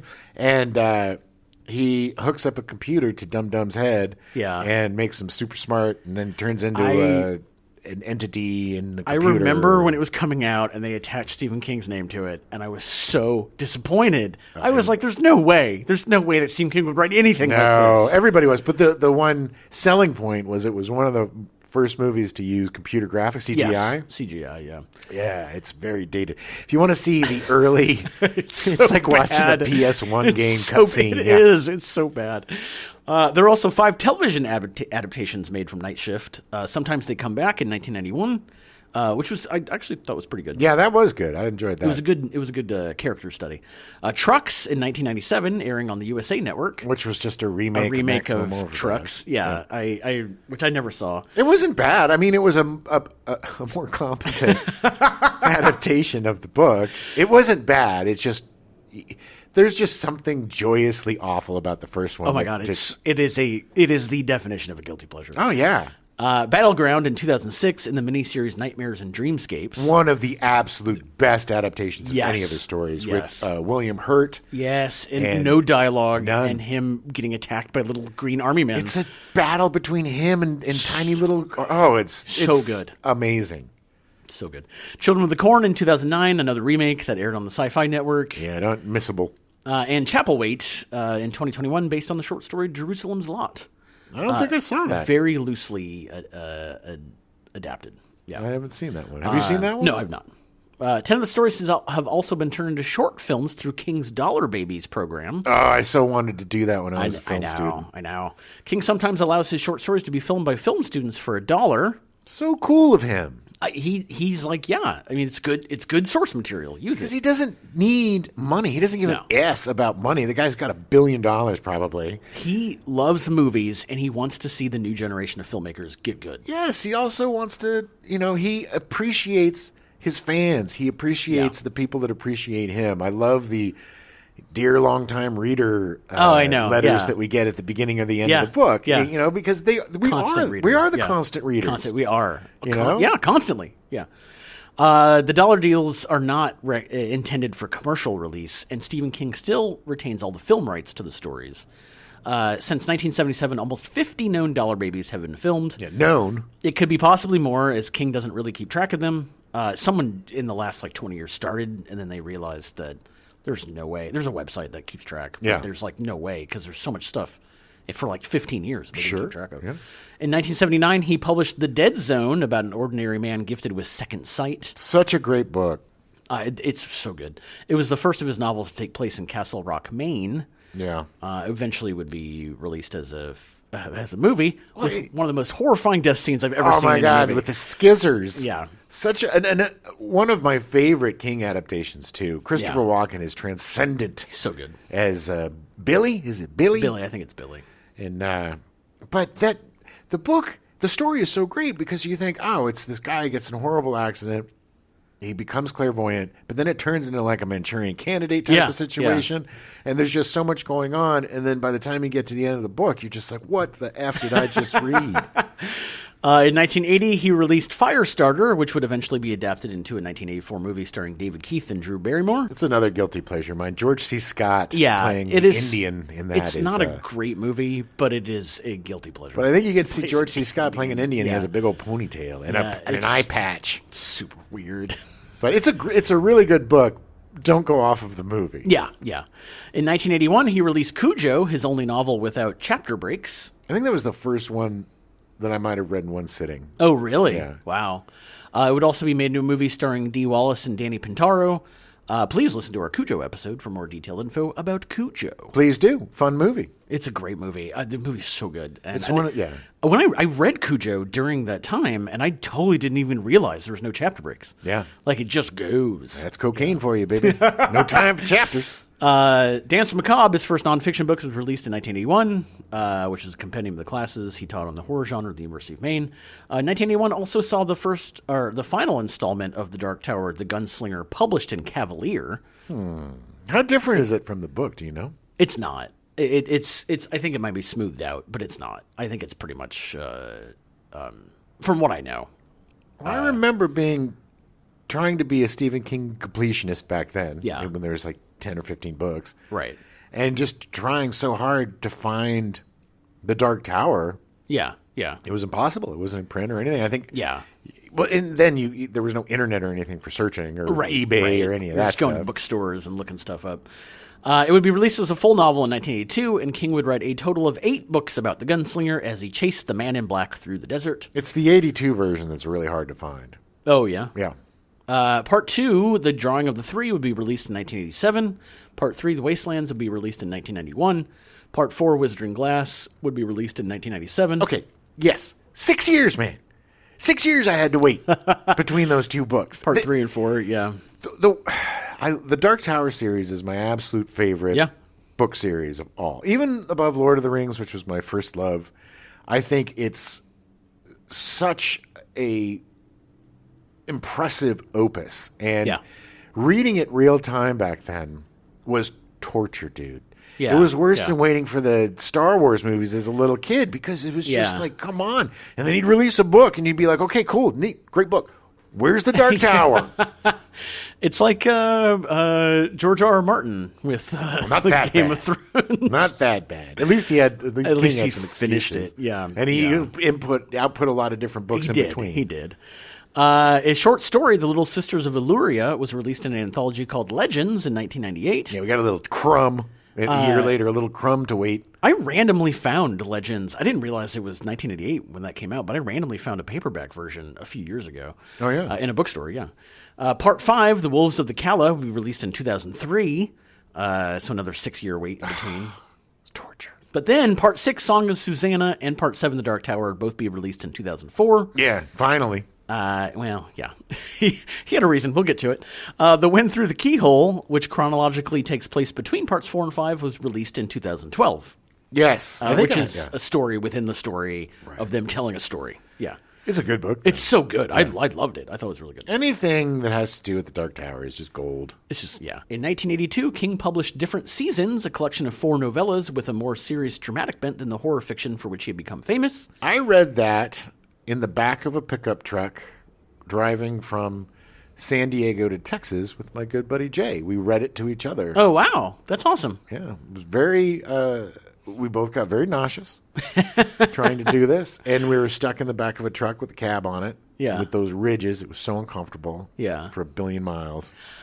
You know what's funny? I'm pretty sure that the Bachman books, the first time that I read those was in the back of a truck heading from Des Moines to Lead, South Dakota. Nice. Through the Black Hills. I'm pretty sure it was. Yeah. I remember it was definitely some Stephen King. I don't remember what it was. Gen Xers always have a back of a pickup truck story. Me too. 3 of the 4 novellas in different seasons were adapted as films. The Body was adapted as Stand By Me in 1986, which we also have an episode about Stand By Me. Yeah. So please listen to that. Rita Hayworth in Shawshank Redemption was released as The Shawshank Redemption in 1994. You. And Apt Pupil as the film of the same name in 1998. All really good adaptations. Yeah, I haven't seen Apt Pupil in a long time, but I remember the story is burned into my brain. And Sir Ian McKellen was deliciously awful in that movie. The kid in that book is one of the greatest quote-unquote villains. Like, he's so messed up. Oh, my God. So messed up. And played really well by, unfortunately, he passed away. It was Brad Renfro. Oh, yeah. Who started as Todd Bowden. Is he dead? Oh, yeah. Yeah, he died, I think, of a drug overdose many years really? ago. Yeah. I'm not sure if it was drug overdose. I know he had a lot of issues. I know he passed. Wow. But Ian McKellen was amazing. Oh, David Schwimmer was really good as the teacher. I mean, it's a great story. It's just super messed up. It's super messed up, and it's also Bryan Singer's. Yeah. He's very hit or miss for me, and he's also very troubling. The Ford story, The Breathing Method, won the British Fantasy Award for Best Short Fiction. That's a good one too. I'm surprised. I don't really remember it. I need to read it again. It was I think that was about the head that got cut off, and then it was something. It was very. Yeah, I don't remember. It was good. I don't think they could make it into a movie. Right. I don't. Maybe. Who knows? King recalls. I got the best reviews of my life, and that was the first time that people thought, "Whoa, this isn't really a horror thing." In fact, King recalls randomly meeting a woman who didn't believe that he wrote The Shawshank Redemption, since King only wrote quote-unquote horror trash, in her words. This is the curse of being a very popular writer who writes horror books, is people dismiss you. Yeah. They dismiss him because of the content of his books, they don't judge it on the way that it's written or the talent. The talent and everything. King struggled with addiction throughout the 80s and often wrote under the influence of drugs and alcohol. He says he barely remembers writing. Cujo. Cujo was the one that he actually is mad that he doesn't remember writing it because he really likes the book. Yeah, well, he also doesn't remember writing Tommyknockers. Yeah, Tommyknockers was the height of his cocaine. Yeah. Addiction, Oh yeah. I think this at this point with Cujo in the early 80s, I think it was a lot more alcoholism than it was the hard drugs. And it was beer. He was a beeraholic. He would come home home and he would have a 6-pack or a 12-pack, and then he was basically drinking almost a case of beer a day. It's amazing to me that with all the alcohol he was drinking and all the drugs he was doing, he was still outputting 1,000 pages a year. It was crazy. Well, because it does. There's the true addiction is writing. Yeah. You know, there's no stopping that, and there's something in him that it's an impulse. Yeah, he has stories in him that he has to tell. Yeah. There's no other way around it. Other books released in the 80s from Stephen King: Christine, Pet Sematary, and Cycle of the Werewolf, all in 1983. All great. All in 1983. That's crazy. Apparently, at this point, the publisher decided that one book a year was not going to cut it. We need 6. We need money. Yeah, well, they realize that the constant readers, we want more. They're going to read it regardless. We'll wait 6 years for the next Dark Tower book, damn it. Christine got the movie treatment from John Carpenter 8 months after the book was published. Oh, such a great guilty pleasure of mine. Movie, I know, same. I think it's a really good movie, though. I think it's a good movie, yeah. Very 80s. Yeah. Very 80s. Pet Sematary has been adapted twice, in 1989 and 2019, with a prequel movie released in 2021. Didn't see the prequel. The remake was garbage. I liked the first one. It's not a great movie, but there is a certain charm to the 80s King adaptations that I will always love. No. I agree. And you have Fred Gwynn. Fred Gwynn was great. Sometimes dead is better. It's really funny because Pet Sematary of all his books is probably in the lower tier for me. Yeah. It's not. Well, the book is so much better than. But even the book, I'm just kind of like, okay. There is aspects of that book that just creep me the F out. But again, need to read them again. It's been a long time. Well, I think at this point, too, a lot of times the movies and the books kind of get mangled together. Yeah. And you kind of like, oh, Pet Sematary wasn't that great a story. Right, but then if you read the story, it's actually not. Yeah, it's actually good, yeah. The Talisman and Eyes of the Dragon were released in 1984. The Talisman was written with Peter Straub and received a sequel, Black House, in 2001. So good. Both I love so good. Yeah, it's such a cool like fairy tale take. And I believe that it's being made into a miniseries right now. Yes, they are talking about doing a miniseries for it. A third novel was actually planned by Straub and King, but Straub died in 2022 before anything was written. Yeah. But although King is planning on releasing a third novel as a tribute to his friend. Great. So there's going to be another one at some point. Good. I wonder if he'll still split the... Probably be Peter Straub and Stephen King. I assume they probably have notes and they talked about it. Sure. So I would hope so. Eyes of the Dragon, originally written for his daughter, is King's only quote unquote fantasy novel in the strictest sense of the fantasy genre. Yeah, but it's pretty cool. I really liked Eyes of the Dragon. I'd be interested to see him write some more fantasy. I agree. It was released in limited edition in 1984 and gained a mass market release in 1987. Skeleton Crew was released in 1985, his second collection of short stories. This collection contains The Mist and The Jaunt, considered to be two of King's best works. Yeah, and The Mist is one of the best film adaptations of his works, too. Yeah. It's very telling when Stephen King watches the end of your movie, changes the ending, and goes, "Man, I wish I'd thought of that." Yeah, that was just so one of the most heartbreaking, so messed up endings of any movie. It's just the bleakest ending of any movie I think I've ever seen. 6 stories did receive adaptations. The Raft was adapted as a segment of the 1987 anthology film Creepshow 2 with a script by George A. Romero. Okay. Word Processor of the Gods in 1984 was a 22-minute episode of Tales from the Dark Side, a syndicated show that ran for 4 seasons from George A. Romero. Such a great bad show. It's funny. I went into a deep hole with Tales from the Dark Side because I didn't remember it at all. Well, this was the heyday of amazing horror anthology. You had Tales from the Dark Side. You had Monsters. You had Friday the 13th, the series. Yeah. You had, what was that HBO one? With the Crypt Keeper. Tales from the Crypt. Tales from the Crypt. Thank you. There you go. Yeah. So it was just this great time where you had all these really great horror. They weren't always great episodes. No. But the great anthology films like Creepshow and Creepshow 2. Mm-hmm. Like it was a good time for short stories. Oh yeah. Grandma was adapted into an episode of the 1985 iteration of The Twilight Zone, written by Harlan Ellison. Yeah, that was. I don't remember it at all.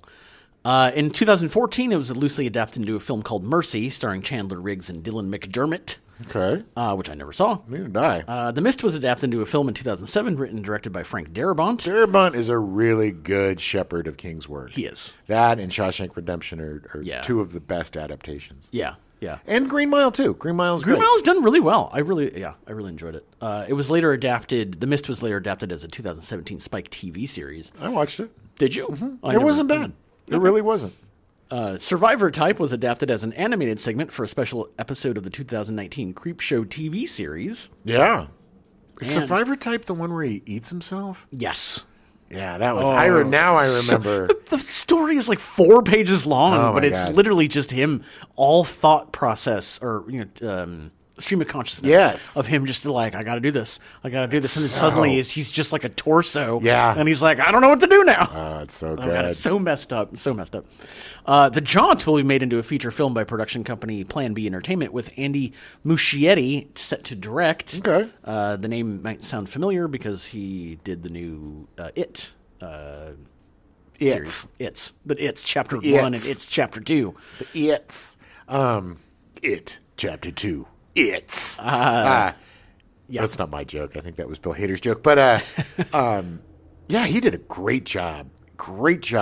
The 2-part film adaptation of It isn't necessarily the most faithful adaptation, but in terms of the feel of the book and just that wrapping yourself in the horror of that, it does such a great job. And the visuals are amazing. The casting was great. Yeah, it was. I mean, it was good. They were good. I enjoyed them. I definitely enjoyed them. I enjoyed the first one more. Yeah, but I enjoyed them both quite a bit. Yeah. Speaking of, it was released in 1986 and has been adapted into a television miniseries and a 2-part feature film. Okay. The TV miniseries was released in 1990, and due to huge ratings, started a Stephen King miniseries renaissance with mixed results. Oh, yeah. Every year you look forward to that. I remember sitting around with my buddies, drinking, and maybe some of them were smoking illicit substances. What? I don't know. No. But, look, I still watch that miniseries. Oh, yeah. Because, I mean, it's not the greatest in the world, but it's a who's who of your favorite sitcom stars, which I thought was brilliant. I mean, it had Harry Anderson and John Ritter and Venus Flytrap from WKRP in Cincinnati. And it was just crazy how they had these comic actors come in and play these horror roles. Yeah. And John Ritter was amazing. Great. And so was Harry Anderson. It was a huge, It's small. All of them are great. But it's guilty pleasure. And Tim Curry as Pennywise was delicious. He had such a good time with it. Oh, my God, so good. You all float down here, Johnny. You all float down here. The Golden Years was released in 1991. It was an original screenplay from King, who originally intended on writing it as a novel. Yeah, it's one of the, that and Storm of the Century, I think, was two straight miniseries. Yeah. That originally written for the screen. Yeah, I think he did an adaptation of Storm of the Century probably into a novel. I'm not positive. I don't think he did. Really? I don't think he did. Okay. The Tommyknockers was released over 2 nights in 1993. Yeah, that had Jimmy Smits. Jimmy Smits. Jimmy Smits. And one of the first legitimate roles that the porn star girl who was underage. Tracy Lords? Tracy Lords was in it. Really? Yeah. Mm-hmm. Well, she was in the other lead. The other lead was No. She was not. She was supporting. I forget her name, but she was a really good TV actor. Anyway, it wasn't a great. It was not a great adaptation. The book itself is not great. It's fine. It's interesting. It's a slow burn, but it totally has a feel like you're coming down from a cocaine. Binge, a cocaine weekend, because it's just this these headaches and stuff that people get from the vibrating of these alien ships. Ugh, okay, I like the book. I wasn't a huge fan fine. of the miniseries. Yeah. The Stand was released over 4 nights in 1984. It was adapted by Stephen King. Yeah, that just horrified all of us. The ending fight was just so ridiculous. It just went into this. It was like, what are you doing? What are you doing? Yeah, and it started out great. I mean, the cast was really cool. Again, your favorite team. That's the thing about these. The Stephen King miniseries were like the Battle of the Network stars of the 90s. It's when you got all your favorite stars together in one thing to battle it out in a fictional way rather than playing dodgeball against each other. The Langoliers ran over 2 parts in 1995. Which also very guilty pleasure. That movie has the worst special effects of just about any movie ever made. So bad, but I love the concept so much. Me too, and I love the book, but it's just the chompers. We're just like, it's just like there's nothing scary about these little fur balls. But it is such a weird and frightening and unique book too about people that wake up so weird on a flight and there's just like piles of watches and fillings and stuff, and they don't know where everybody went, and then they're in this like weird time thing. They're essentially out of time. And the Langoliers are what eats time. They eat everything up in the past. So weird. It's such a weird concept. And this is him not on drugs. Yeah, exactly. It would culminate in the 1997 TV adaptation of The Shining, which ran over 3 nights and was written by Stephen King.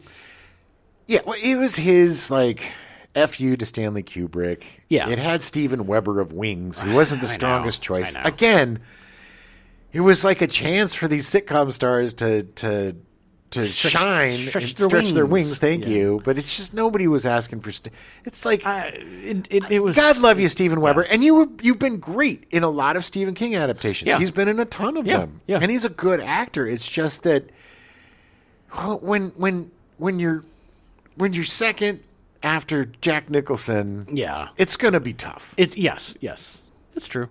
Although it was shot entirely in the Stanley Hotel, which inspired King to write the novel. So there's that. It's not bad. It's a good adaptation, but it just shows too that Kubrick might have been right about cutting a lot of this stuff to streamline the flick. In addition to the Dark Tower 2, The Drawing of the Three, being released in 1987, King also released Misery and The Tommyknockers. Misery was adapted into a film starring Kathy Bates and James Caan, directed by Rob Reiner. Oh, yeah. God, it's so good. King says the novel was influenced by his experiences with addiction. Annie was my drug problem, and she was my number one fan. God, she never wanted to leave. God, that's horrifying. Well, that's true. I mean, it's true. It is. I mean, he got clean and he admits it. Just the fact that he was able to do so much work while he was so effed up on drugs and alcohol is just a testament to his work ethic. Exactly. And his obsession with writing. Yeah. The Tommyknockers, what King calls a 40s style science fiction tale, was influenced by his drug use. As we said, he does not really remember writing any of it, and definitely it's definitely about cocaine. You should read it while on cocaine to get the most benefit out of it. It'll actually make sense. It will, yeah.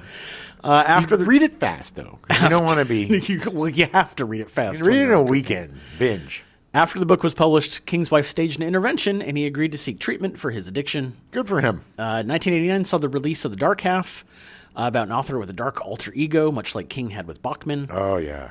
It would be adapted into a feature film in 1983 from George A. Romero, which I did not realize that movie was directed by George Romero. Yeah, it's another guilty pleasure. I liked it. Timothy Hutton starred in it. Timothy Hutton, which was like, really? Timothy Hutton? But he was amazing. He was in Ordinary People. Yeah. With Mary Tyler Moore. Very, very popular, sad movie about suicide and such. He was also in Taps. He was a big child star, a young adult star. Yeah, I mean, he's a good actor. He's not a bad actor. Hey, House, what you doing up there, House? That's what the Dark Half? Yeah, he would always call him House. Stephen King's got a lot of weird colloquialisms that work really well on paper, but if you start reciting his dialogue, it's just a little weird, but it works so well within the confines of the book. I know. Yeah, I agree. In 1999, King was hospitalized after being hit by a van. He was taking a long walk, which he does through the main countryside when he gets writer's block. He got the idea for the house bomb explosion in the stand during one of these walks. Oh, nice. He couldn't figure out what to do. And as he's walking, he's like, I have an idea. I'm going to kill half the characters in the book. Okay. He would later buy the van that almost killed him. Reflecting on the incident, King wrote, "It occurs to me that I have nearly been killed by a character out of one of my own novels. It's almost funny." He said his nurses were told in no uncertain terms, don't make any misery jokes. The near-death experience is what prompted him to finish the Dark Tower series in a much quicker fashion. Well, then it was worth it. I'm just kidding. No, but I remember when that happened. Yeah. Oh my God. I thought he was dead. My mom called me and was like, "Have you heard about Stephen?" Okay, I have to do a new impersonation of my mom because I got to stop doing it. Yes. My mom called and said, "Have you heard about the news about Stephen King?" And I was just devastated because you thought he was going to die. Yeah. He started getting better, and then there was the whole thing where he's like, "I'm never going to be able to write again." Yeah, like he didn't know. Because my brain is effed from being hit by this truck. His leg was shattered, and so surprised they were able to save it. It was awful. And the dude was playing with his damn dogs. Yeah, and just lost side of the road. Just an accident. I mean, it sucks. I mean, I'm sure he probably wasn't expecting anybody to be on the road, but I don't even think he was thinking about that. No, and such a near-death experience. And, I mean, he was like in his 50s probably at that point. 47 to 99. 52, yeah. Yeah, it's about my age. Yeah. And I'll tell you, getting hit by a van at my age, you're going to recover as quickly. Nope. But he went through it, and writing is basically what saved his life. Yeah. It also includes why he suddenly became a character in his own novels and spawned a comprehensive King universe where his books are all interconnected. There is a great scene in one of the Dark Tower books where they're going to save him because he's going to get hit by this guy. Yeah. And they need him. And you have, it's like a split. You got what's going on with the van guy. You got what's going on with our group of heroes, and you have what's going on with Stephen King. And it's just such a suspenseful part of the book, and you don't know what's going to happen because things are rewritten. You know? Right. And I know it sounds super convoluted with him being in his books and all this stuff, and it sounds, but it works.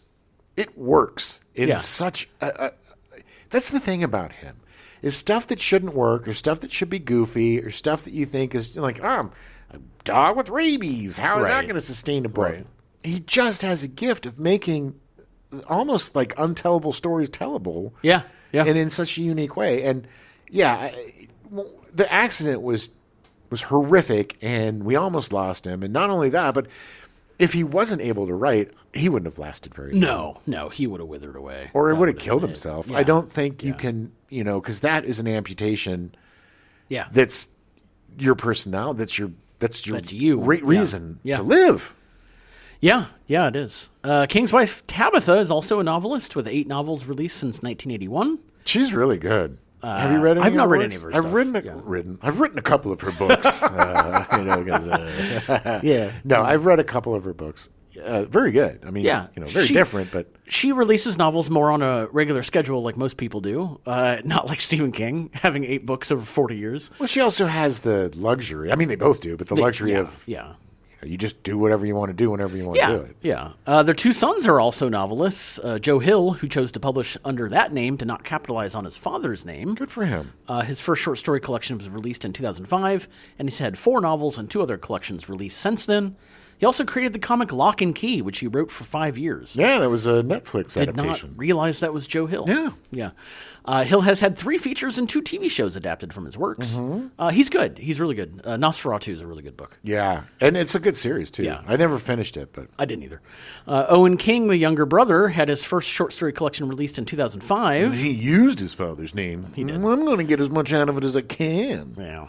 I'm kidding. He's very talented in his own right. He co-wrote Sleeping Beauties with his father, which was released in 2017, and has had 2 other novels released. Sleeping Beauties was great. Did you ever finish that? No. I couldn't get past the first 20 pages. Oh. Something about it just turned me off. Yeah, I really liked it. It was a really interesting...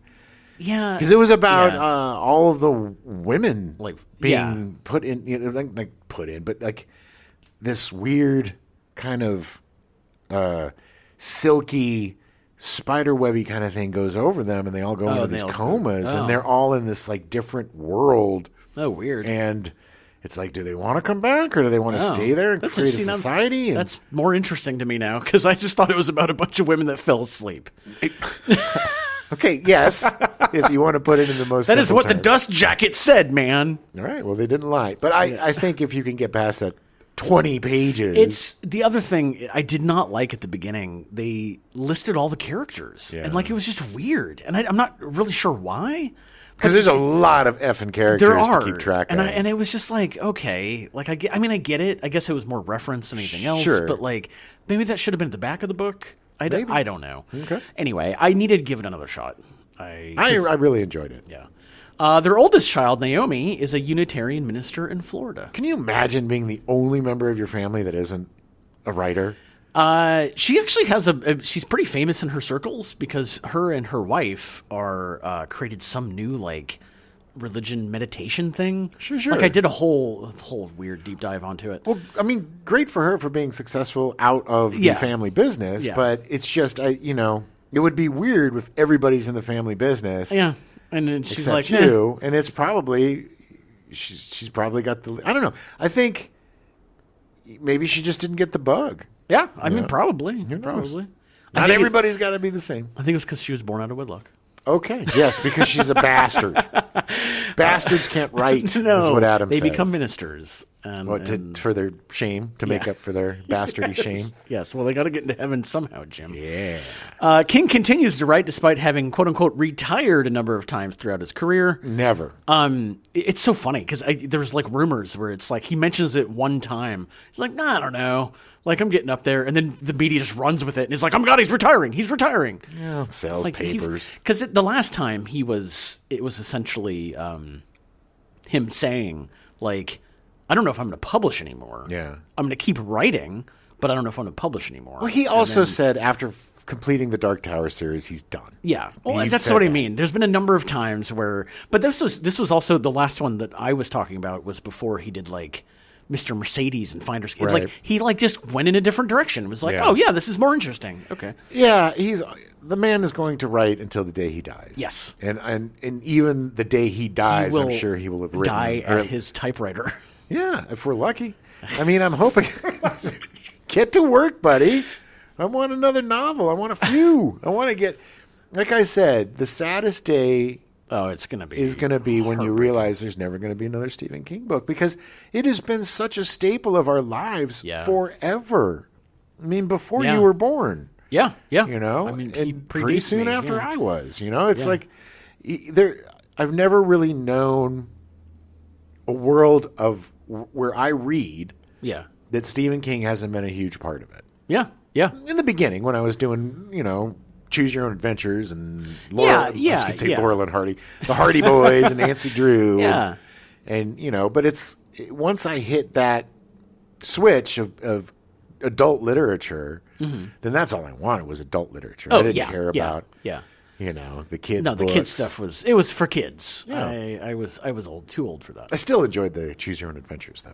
Choose Your Own Adventures is amazing. Yeah, it's absolutely amazing. It's funny this month, First Loves, and we talked about how the Bionic Man and Sam Beckett from Quantum Leap, kind of formed a lot of our morality and our hero complexes, as it were, good and bad. Yeah, yeah. But I think for me, and probably for you, I don't want to speak for you, but I think Stephen King had a big influence on me as an artist. Yes, yes. You look at my short stories in college, my Jack Puck from Hell collection, they're just Stephen King ripoffs. Yeah.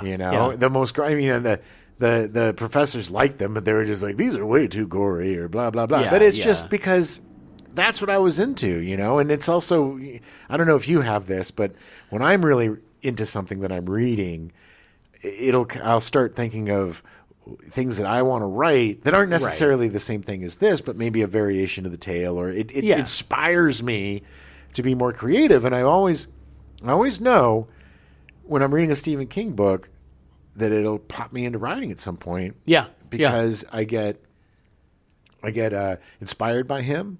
Yeah. And not only that, but it juices the creative nerve, right? Right. Because it's so all encompassing. When you're reading a Stephen King book, everything else disappears. Yeah, yeah. You're in that fully world. Immersed. Yeah. And as much as I love every other author there is, I can't think of anybody else, except for maybe John Irving in a different way, that does that. Yeah, yeah.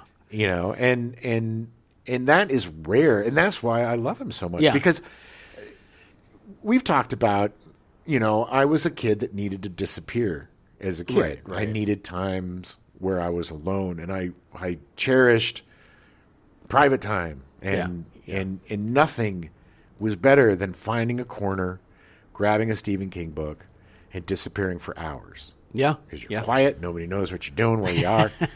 And you can live in that world, and whatever else is going on outside in the world, and whoever's bullying you or whatever's going on, at least for that 4 hours or whatever, you are out of it. Yeah. You're out of that world. You're in this world. You don't have to worry about anything else. And his characters were flawed. They had issues. They had problems. They were real people. And for people that grew up with abuse, and people that grew up,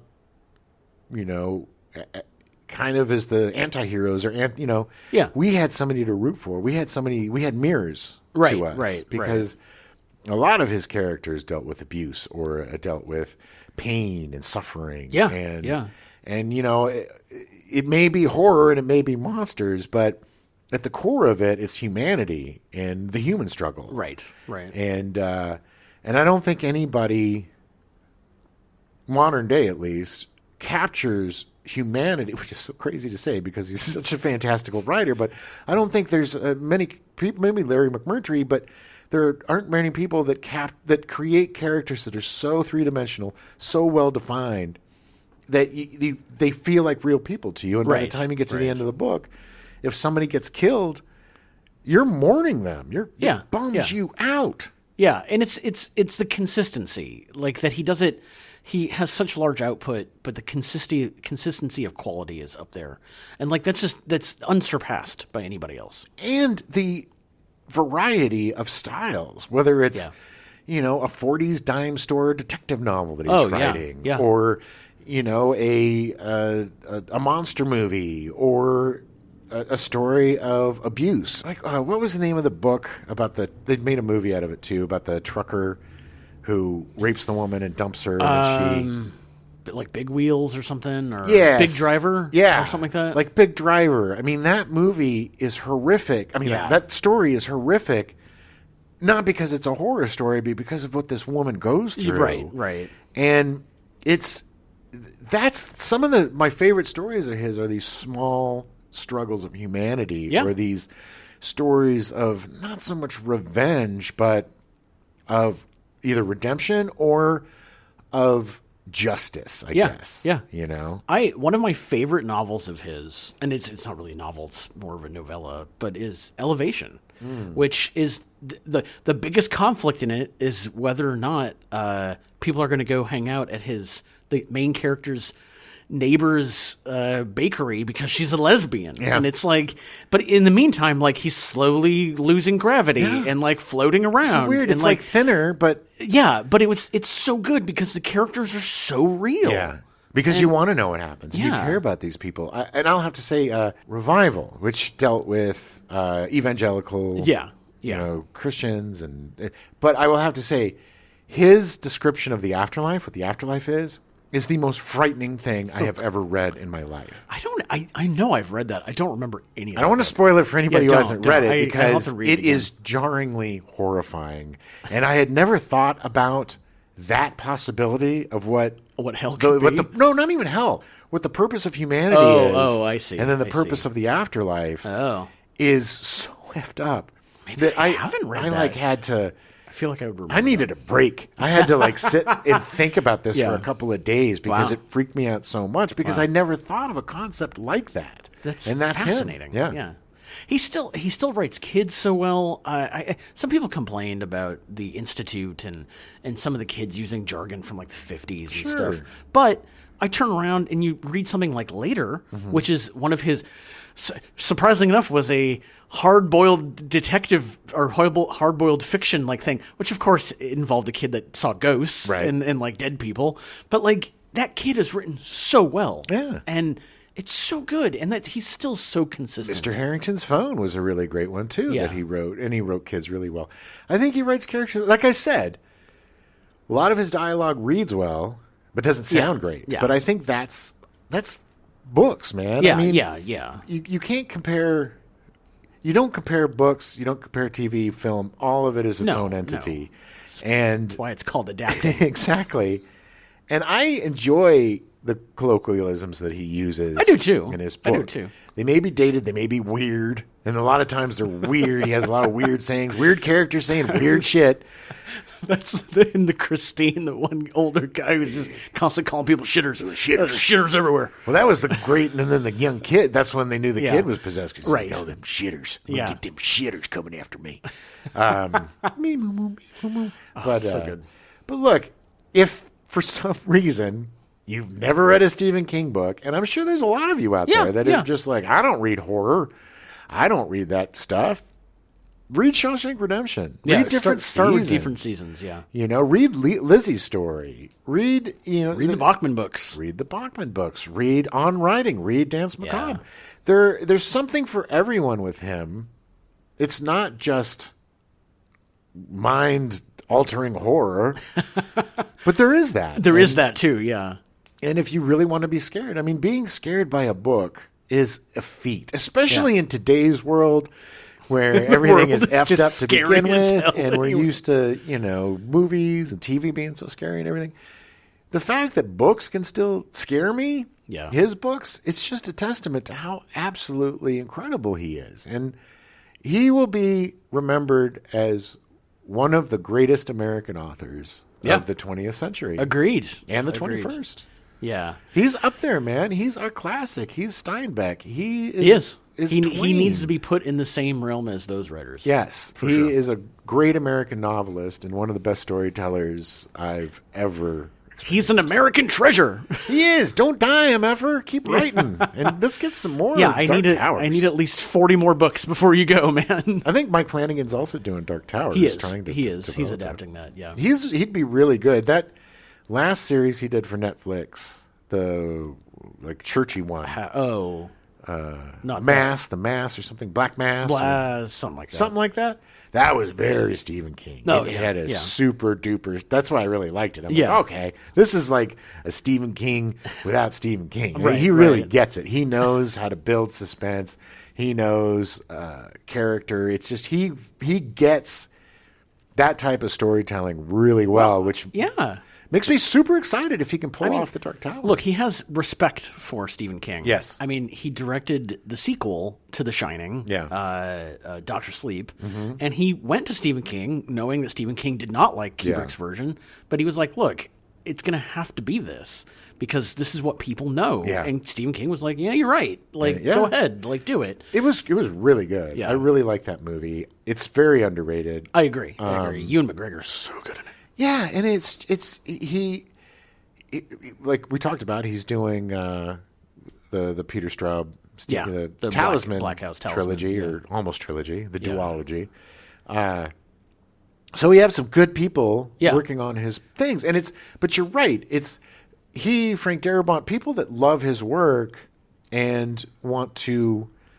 And Muschietti too, or Muschietti, I don't know how you say his name. Muschietti, I think, they all are huge fans of his. Yeah, they have. It's like if I got a chance to direct a Stephen King film, it would be the dream of my life because it would also be the most nerve-wracking thing ever. Yeah, exactly. Like, what if I mess this up? Yeah. We're in a very good era right now. I mean, with like Jon Favreau doing Star Wars stuff, and what's his name?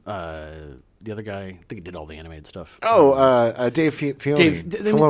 Dave Filoni and Jon Favreau, like they're fans. They respect the work, and this is the beautiful part of Stephen King. All of these people making these movies now and these miniseries grew up with his work. They grew up loving him. He was a huge influence, and it's the difference between The Witcher and The Mandalorian. I know. The Witcher had such good potential. It was good because Henry Cavill was great. Yeah. He understood the character, loved the games, loved the books. When you have a writing team and a producing team who isn't a fan of the source material, F them. That you can only go so far. And if they're like F the fans, you're not doing service to the work. Right. Nobody wants to see your version of The Witcher, dude. No. I am sorry. We love it for a reason. Otherwise, you end up with things like The Lawnmower Man. Yes, exactly. Yes, people that don't take, look, there's been a lot of schlocky. And looking at you, Stephen King. Maximum Overdrive. There's been a lot of schlock. And I think that's the problem. I think that the adaptations, at least the early ones, were pretty schlocky. So people just were like, that seems like a dumb story. Yeah. Anyway, okay. Well, that's all we got. It's so much more we can talk about Stephen King. It's not the first. This is the third of the Stephen King things. This is the third time we've talked about Stephen King. And we've got plans to do what we call Needful Kings, volumes 1, 2, 3, where we go through. We pick some movies from the 70s. More from the 80s. More in-depth with the movies adaptations. And we'll go, and even books, too. I think we're definitely going to have to do a Dark Tower show because it's my favorite. And I know it's one of your favorite opuses. Greatest ending to a opus ever. Oh, my God. And which is ironic because King does have an ending problem sometimes. He does. But this was the perfect, could not have ended any better. There's nothing I would have changed, and it's so perfectly. It's a perfect circle. That story is a perfect effing circle. Good. If you haven't read the Dark Tower series, get your ass out there and do it. Yeah.